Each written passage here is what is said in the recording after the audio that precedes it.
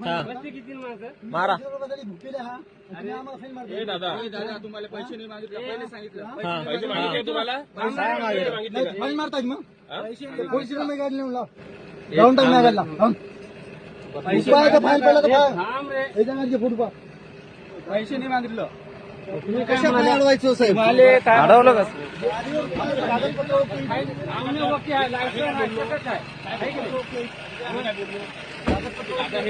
भुल्या काय करणार गाडीचं काही इन्शुरन्स संपलं एक मिनिट बघा यामध्ये फक्त 3 लोक बसत आहेत त्याला काय सांगितलं अजून काय बोललो आम्ही मग तुम्ही फाईन कसं मारतो म्हणले तुम्ही